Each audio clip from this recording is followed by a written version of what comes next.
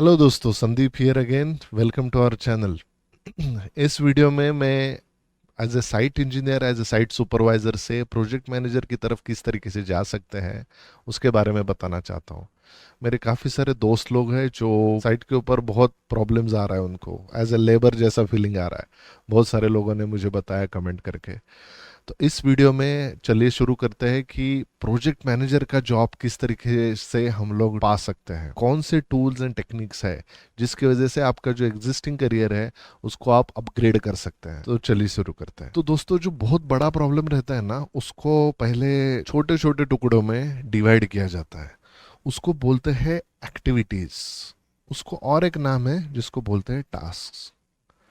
तो टास्क और एक्टिविटी आपको, यानी मान लीजिए आपको घर कंस्ट्रक्ट कराना है, किसी क्लाइंट का बिल्डिंग कंस्ट्रक्ट कराना है, या शॉपिंग मॉल कंस्ट्रक्ट कराना है, हॉस्पिटल कंस्ट्रक्ट कराना है, होटल कंस्ट्रक्शन कराना है, इंटीरियर का प्रोजेक्ट कराना है। तो वो एक बहुत बड़ा प्रोजेक्ट है। उसको अलग अलग पार्ट्स में डिवाइड किया जाता है, उसको बोलते हैं activities. So it is divided into different activities और द टास्क।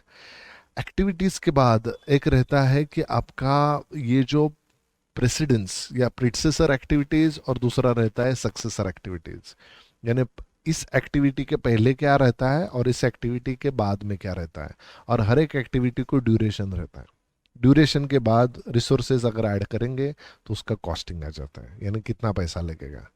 ठीक है। तो अगर आपको साइट इंजीनियर हो और इस प्रोजेक्ट मैनेजमेंट के अंदर जाना है, तो सबसे पहले आपको दो विजन डेवलप करने होते हैं।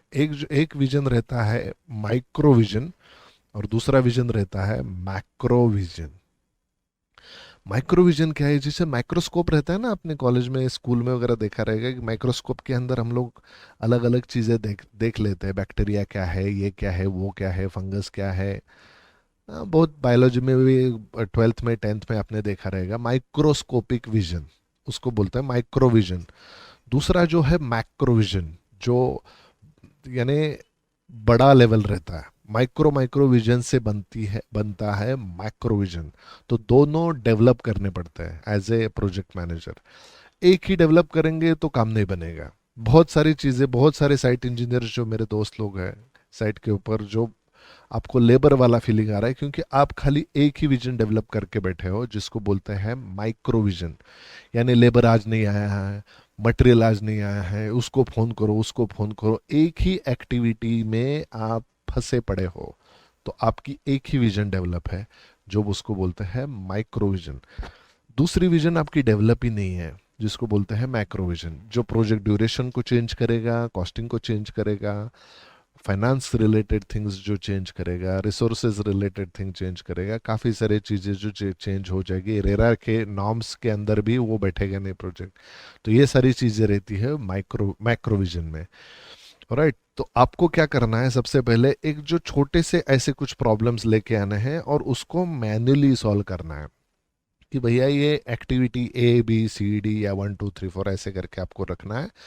और उसको प्रेसिडेंस, यानी पहले वाली क्या एक्टिविटी है, बाद में क्या एक्टिविटी है, उसका ड्यूरेशन कितना है, और फिर बाद में उसका float, total float, interference float, वो बहुत बहुत टेक्निकल के अंदर आप जा सकते हो धीरे धीरे। एकदम से आप टेक्निकल में ज़्यादा अंदर मत जाओ, नहीं तो फिर आप बौखला जाएंगे, आपको पता नहीं चलेगा। इनिशियली आपको एकदम धीरे धीरे धीरे धीरे छोटे छोटे, जो बड़े बड़े जो प्रोजेक्ट है उसको छोटे में पार्ट में डिवाइड करना है, और छोटे पार्ट को आपको एनालाइज करके उसका जो फ्लो चार्ट है, उसका पर्ट सीपीएम जो की जो चार्ट है वो उस तरीके से बनाने हैं। और जो छोटे छोटे ऐसे जो आपके टास्क एक्टिविटीज़ रहेंगे, या ऐसे छोटे छोटे जो प्रोजेक्ट्स रहेंगे, वो बड़े प्रोजेक्ट्स का हिस्सा बाद में बन सकते हैं। राइट। सो चलिए बाद में दूसरा प्रोजेक्ट भी देख लेते हैं। ये देखिए, ये जो प्रोजेक्ट है वो हम लोगों ने मैन्युअली सॉल्व किया है, और उसी को सॉल्व करने के लिए आपका एमएसपी में या माइक्रोसॉफ्ट प्रोजेक्ट जिसको बोलते हैं, या प्राइमावेरा में भी आप लेके जा सकते हो। और उसके अंदर किस तरीके से सॉल्व करना है उसका भी इंफॉर्मेशन जनरली आपको होना चाहिए। अभी इसके अंदर दो अलग टाइप के सॉफ्टवेयर है। एक जो सॉफ्टवेयर है वो एमएसपी है, दूसरा जो सॉफ्टवेयर है प्राइमावेरा, जिसको P6 बोलते हैं। तो ये क्या है, एमएसपी क्या है, प्राइमावेरा क्या है, कौन सा सीखना चाहिए, ये जो है ये बहुत सारे लोगों को क्वेश्चन आता है। एमएसपी जो है ना, वो छोटे प्रोजेक्ट्स रिलेटेड चीज के लिए रहता है। और ये जो रहता है ना वो ऑन यानी एंटरप्रेन्योरशिप या एंटरप्रेन्योर वर्जन के लिए रहता है। यानी आप ये ऐसे समझ लीजिए, पहले सबसे पहले अगर आपको प्रोजेक्ट मैनेजमेंट के बारे में कुछ भी नहीं मालूम है तो एमएसपी पहले सीख लो, क्योंकि छोटा सा, कंपैरेटिवली छोटा सॉफ्टवेयर है, बढ़िया सॉफ्टवेयर है, यूजर फ्रेंडली है, एंड आप आसानी से उसको पकड़ सकते हो। क्योंकि एक्सेल, पावर पॉइंट, ये जो माइक्रोसॉफ्ट के जो सॉफ्टवेयर्स है, यही माइक्रोसॉफ्ट का ही प्रोजेक्ट, एमएस यानी माइक्रोसॉफ्ट, पी यानी प्रोजेक्ट, माइक्रोसॉफ्ट प्रोजेक्ट्स यानी एमएसपी, ये जो सॉफ्टवेयर है वो माइक्रोसॉफ्ट रिलेटेड एक्सेल के जैसे डेवलप किया हुआ है। थोड़ा सा सिंपल भाषा में आपको समझ में आएगा। जैसे एक्सेल के अंदर आपने एक्टिविटीज कर दी, उसको कॉपी पेस्ट करके ये करके काफ़ी सारी चीज़ें आप एमएसपी के अंदर कर सकते हो, जो बहुत ही आसान तरीका है जो आप सीख सकते हो। एमएसपीपी के बाद आता है प्राइमेवेरा P6। प्राइमेवेरा P6 में क्या रहता है, एंटरप्रेन्योरशिप, एंटरप्रेन्योर वर्जन। इसमें क्या रहता है कि सबसे पहले आईटी डिपार्टमेंट आ गया, फिर आ गया आपका एडमिन डिपार्टमेंट, फिर आ गया आपका accounts department, technical department, tender department, contracts department, there are so many types of departments are there. तो वो जो डिपार्टमेंट है वो आप इसके अंदर ले सकते हो, जिसमें एंटरप्रेन्योरशिप का जो चीज़ है वो आप समझ सकते हो। तो ये चीज़ क्या है, एमएसपी क्या है और P6 क्या है, ये इसके बारे में तो आपको पता चल गया। लेकिन over the period of time आप समझ सकते हो कि ये जो सॉफ्टवेयर है, दोनों दोनों स्टेप बाय स्टेप्स ये सॉफ्टवेयर के अंदर सीखना है। एकदम से ज़्यादा जंप नहीं करना है, स्टेप बाय स्टेप सीखना है। ज़्यादा जंप करेंगे तो आपको पता नहीं चलेगा। ठीक है, चलिए अभी दूसरा, नो प्राइमेवेरा के अंदर क्या होता है, ईपीएस क्या होता है, रिस्पॉन्सिबिलिटीज ऑफ द प्रोजेक्ट्स क्या होते हैं, तो अलग अलग धीरे धीरे धीरे आप इसको समझ जाएंगे। दो चीज रहती है इसमें, डब्ल्यूबीएस इसको बोलते हैं वर्क ब्रेकडाउन शेड्यूल, और दूसरा रहता है ओबीएस यानी ऑर्गेनाइजेशनल ब्रेकडाउन शेड्यूल। डब्ल्यूबीएस क्या है, फॉर एग्जांपल आपका एक्सकेवेशन का एक एक्टिविटी है, एक्सकेवेशन की एक्टिविटी को ही आपको डब्ल्यू वर्क ब्रेकडाउन शेड्यूल के अंदर आप उसको डिवाइड कर देते हैं। वर्क ब्रेकडाउन शेड्यूल यानी आप पहले देखेंगे कि साइट सर्वे किया कि नहीं, फिर साइट रिलेटेड श्रब्स वगैरह, साइट क्लीनिंग जो रहता है, साइट क्लीनिंग किया कि नहीं, फिर ट्रीज वगैरह जो है उसको निकालना पड़ेगा। अगर बहुत बड़े बड़े ट्रीज है तो आपको परमिशन लेनी पड़ेगी। तो ये सारी चीज़ें हैं वो एक्सकेवेशन यानी डब्ल्यूबीएस के अंदर आप लेके जा सकते हो कि एक्सकेवेशन आपका एक एक्टिविटी है, इसके अंदर आपकी ये सब एक्टिविटी है, सब टास्क बन गए हैं। ओबीएस क्या है, ऑर्गेनाइजेशन ब्रेकडाउन शेड्यूल, कि ये काम कौन करेगा। जैसे फॉर एग्जांपल है, आपको परमिशन लेनी है गवर्नमेंट से, तो साइट इंजीनियर थोड़ी ना भागा भागा फिरेगा वहाँ पे, तो उसको एक अलग डिपार्टमेंट के अंदर आपको एक परमिशन का जो फॉर्म्स वगैरह है, उसका जो लाइसेंसिंग ऑफिसर है उसके साथ बात करके, भैया एक ट्री हम लोग इधर कट कर रहे हैं लेकिन इसकी जगह पे ये 10 ट्रीज यहाँ पे लगा रहे हैं, तो गवर्नमेंट आपको परमिशन दे देगी, क्योंकि गवर्नमेंट को भी चाहिए कि लोगों को जॉब मिले, काम बढ़े। ठीक है, तो ये ओबीएस, ये जो ऑर्गेनाइजेशन ब्रेकडाउन शेड्यूल जो है वो आप इस प्राइमेवेरा P6 के अंदर डिफाइन कर सकते हैं, एमएसपी के अंदर वो फैसिलिटीज नहीं है। राइट, तो असाइन रिसोर्सेज, ड्यूरेशंस, ये सारे डिपेंडेंसी एक्टिविटीज एंड काफ़ी सारी चीज़ें इसके अंदर दिए हुए हैं। तो ये जो बहुत बड़ा जो प्रॉब्लम पहले मैंने बताया, उसको ही एमएसपी के अंदर किस तरीके से कर सकते हैं, ड्यूरेशन किस तरीके से दे सकते हैं, डिपेंडेंसीज किस तरीके से लगा सकते हैं, उस हिसाब से आप वो जो बड़ा प्रोजेक्ट है वो छोटे छोटे इसके अंदर पुर्जों के अंदर ये करके फिर आपका एक्टिविटीज पाथ और ये सॉल्यूशंस आपको आ जाते हैं।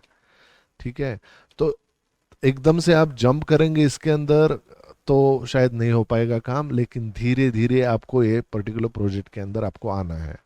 और एक टेक्निक मैं आपको दिखाना चाहता हूँ यहाँ पे, जिसको बोलते हैं scrum and the sprint. Scrum and sprints क्या है, अभी एक रब्बी करके गेम है, गेम के अंदर के ये दोनों नाम निकाले हैं। स्क्रम यानी कुछ बड़ा प्रोजेक्ट, स्प्रिंट यानी उसका छोटा भाई, छोटे छोटे प्रोजेक्ट। तो काफी सारे स्प्रिंट्स से बनता है स्क्रम। ठीक है, तो रब्बी गेम में ऐसा है कि आप पहले तो एक गोल करना है, फिर इसके पहले ये करेंगे, फिर बाद में ये करेंगे, फिर ये करेंगे, फिर ये करेंगे, ये जो बॉल है वो इस जगह पे नहीं लेके जाएंगे, या दूसरी जो टीम है ये बॉल है इस जगह पे लेके जाएंगे। उसके लिए स्क्रम बोलते हैं, और छोटे छोटे रहते हैं जो टास्क आपके जो रहते हैं, बहुत टास्क भी आप स्प्रिंट्स के अंदर ऐड कर सकते हो और कुछ बैकलॉग्स भी ऐड कर सकते हो। तो चलिए देखते हैं कि ये स्क्रम वाला और स्प्रिंट वाला चीज़ क्या है।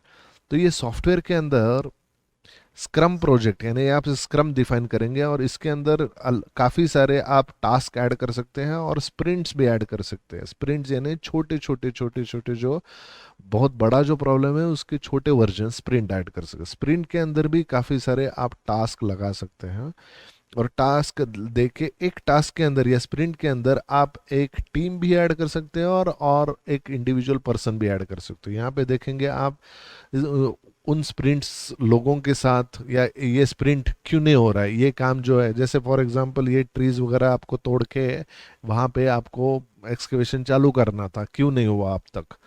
ठीक है, तो उनके साथ आप चैट कर सकते हो उस टीम के साथ कि परमिशन नहीं मिला, फिर परमिशन क्यों नहीं मिला, एक ट्री कट कर रहे हैं लेकिन 10 ट्री लगा रहे हैं, 10 ट्रीज लगा के दिखाओ बोल रहा है, तो चलो लगाना चालू करो, उसके लिए कुछ पानी का इसका उसका व्यवस्था करो। तो ये जो सारी चीज़ें स्प्रिंट के अंदर रहती है। स्प्रिंट खत्म होते ही, वो स्प्रिंट खत्म होते, सपोज 1 2 3 स्प्रिंट खत्म होते ही स्क्रम जो है वो फिनिश हो जाएगा।